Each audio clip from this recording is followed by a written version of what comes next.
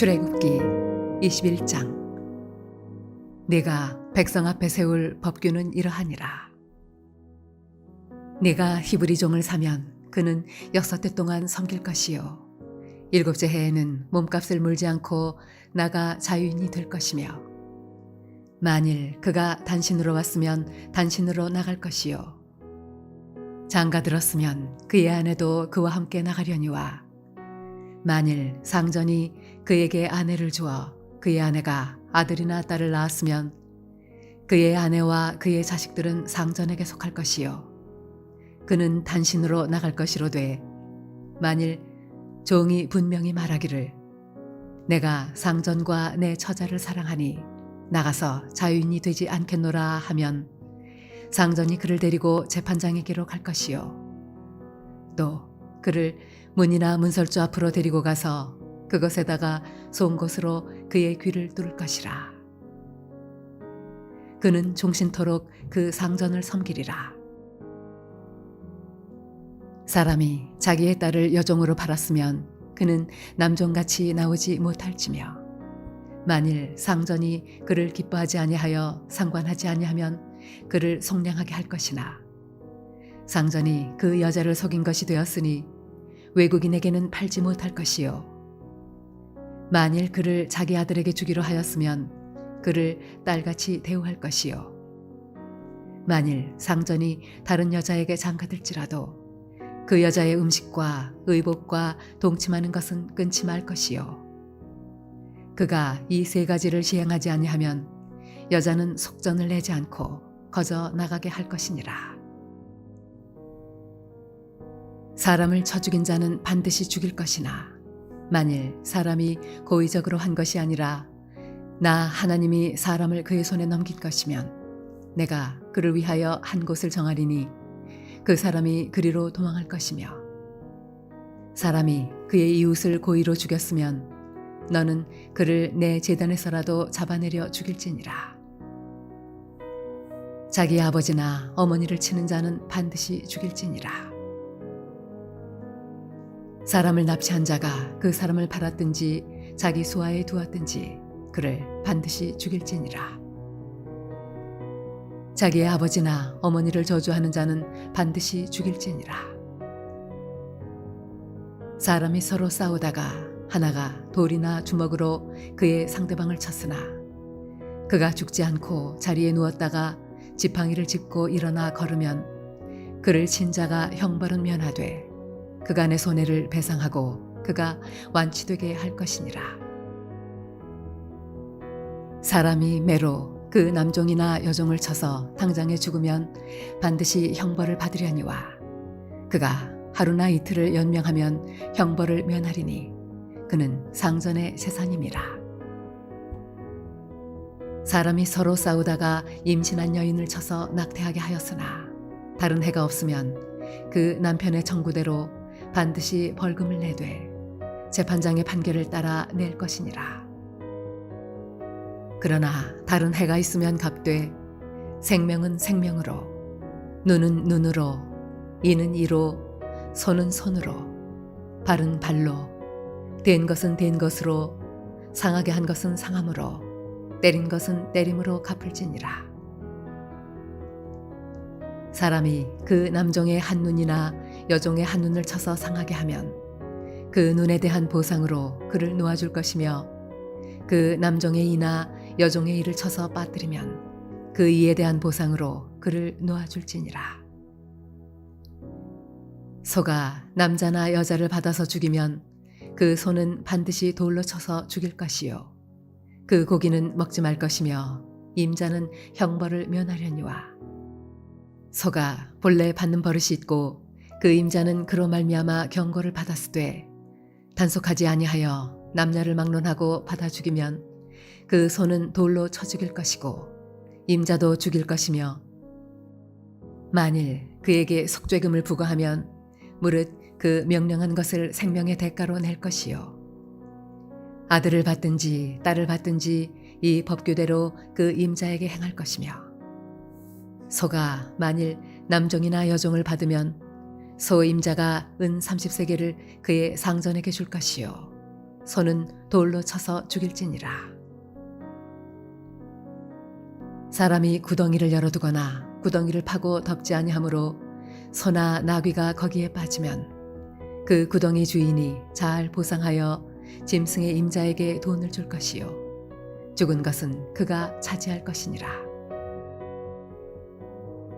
이 사람의 소가 저 사람의 소를 받아 죽이면 살아있는 소를 팔아 그 값을 반으로 나누고 또한 죽은 것도 반으로 나누려니와 그 소가 본래 받는 버릇이 있는 줄을 알고도 그 임자가 단속하지 아니하였으면 그는 소로 소를 갚을 것이요 죽은 것은 그가 차지할지니라.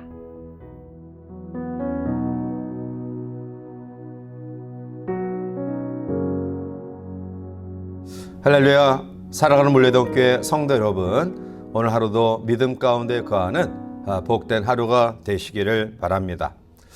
현대 젊은이들 가운데에는 이 피어싱이라는 것이 일반화된 것 같습니다. 이 피어싱이란 우리 신체의 여러 부위에 구멍을 뚫어서 고리를 끼우는 것을 이야기하는데요.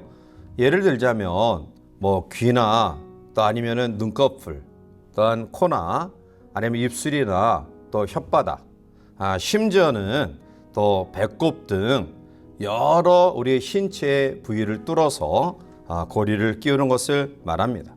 그런데 물론 많은 여인들이 그렇게까지는 하진 않지만 아마 일반적으로 귀걸이 정도는 많은 분들이 하는 것 같습니다.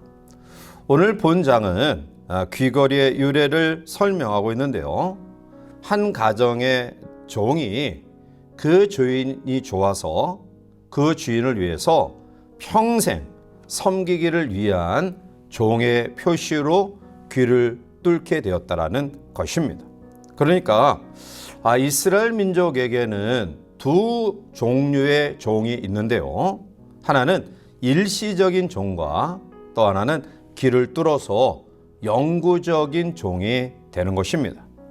귀를 뚫지 않은 노예는 평생 종 노릇하는 사람이 아니라 6년 동안 주인에게 속해 있다가 그 기간이 지나면 본래 자유인으로 돌아가는 것입니다. 자, 그런데 한 가정에서 노예로 생활하던 사람이 6년이 지났지만 그러나 그 주인이 너무나 좋아서 그 주인을 평생 섬기기를 원한다 한다면 그 주인의 영원한 종이 된다라는 표식으로서 귀를 뚫는 의식을 가지게 됩니다. 그리고 그는 그 다음부터 그 주인의 영원한 종이 되는 것입니다. 이제 본문을 통해서 우리는 두 종류의 종을 같이 한번 살펴보고자 하는데요. 먼저는 일시적인 종입니다. 2절 말씀에 내가 히브리 종을 사면 그는 6해 동안 섬길 것이요 7째에는 몸값을 물지 않고 나가 자유인이 될 것이며 라고 말합니다. 히브리 종은 6년 동안 고용이 되지만 그러나 그 기간이 지나면 그는 자유할 수 있는 그러한 특권을 부여받게 됩니다. 자, 이것은 그 당시에 주변의 상황으로 볼 때 아주 파격적인 그러한 법이죠. 노예제도의 근본 정신이 사랑과 자비있음을 알게 됩니다.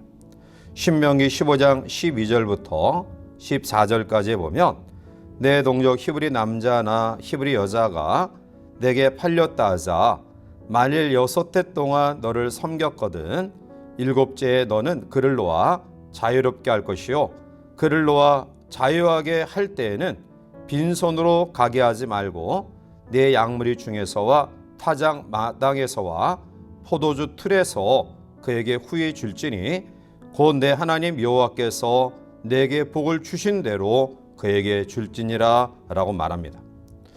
이 법은 당시 히브리 노예에 대한 이 규례는 그 당시 다른 나라 여러 그러한 종에 비해 아주 파격적인 것입니다.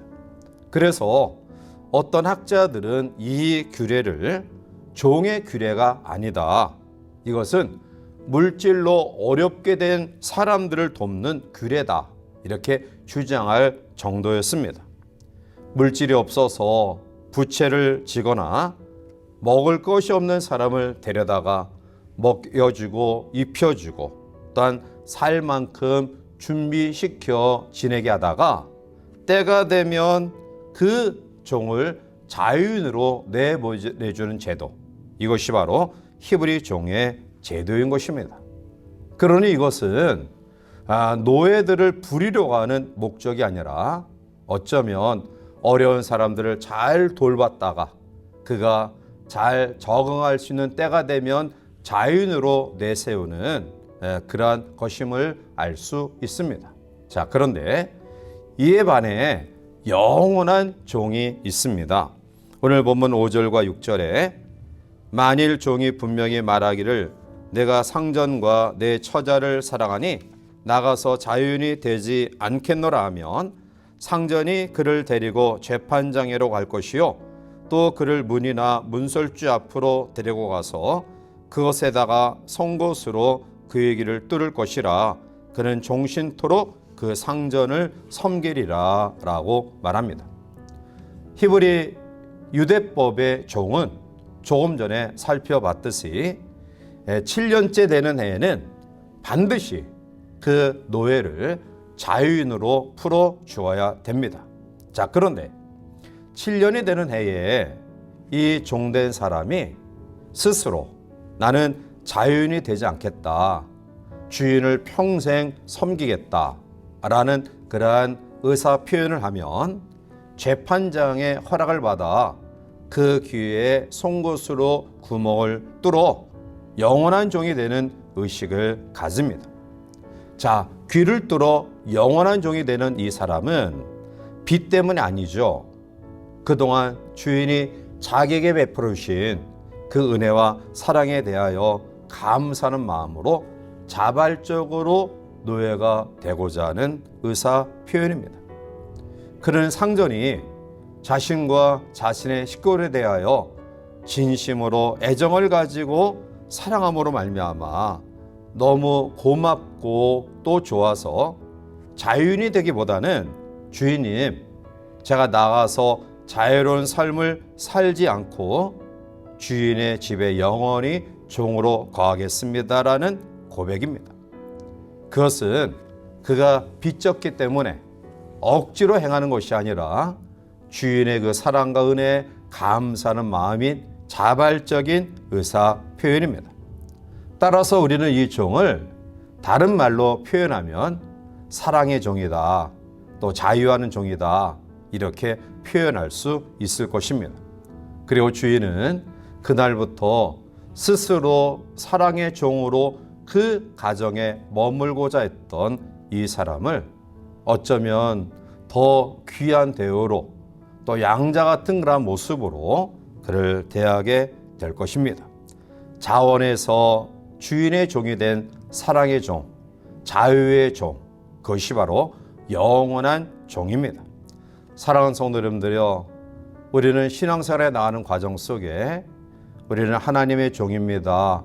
또 주님의 종입니다. 종된 삶을 살아가기를 원합니다. 라는 고백을 하기도 합니다. 자, 그런데 우리가 진정 주님을 사랑하기 때문에, 하나님을 사랑하기 때문에 내가 하나님의 종이 되었습니다, 주님의 종으로 살아가기를 원합니다 라는 고백이 우리 가운데 있다고 한다면 이 고백이 얼마나 귀하고 값진 것일까요?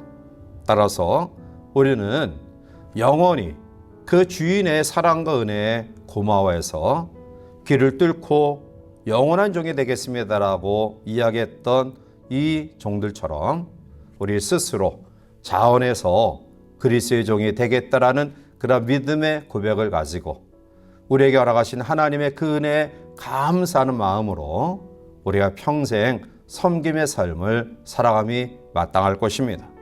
사도 바울은 갈라디아서 5장 13절에 형제들아, 너희가 자유를 위하여 부르심을 입었으나 그러나 그 자유로 육체의 기회를 삼지 말고 오직 사랑으로 서로 종노릇하라라고 말합니다. 우리에게 참된 자유를 허락하신 하나님, 죄사함의 은혜를 허락하신 예수님 앞에 새로운 생명 그리고 영원한 생명을 우리가 경험하면서 자원해서 그 은혜를 허락하신 하나님의 종, 또 주의 종으로 섬기며 살아가야 될 것입니다.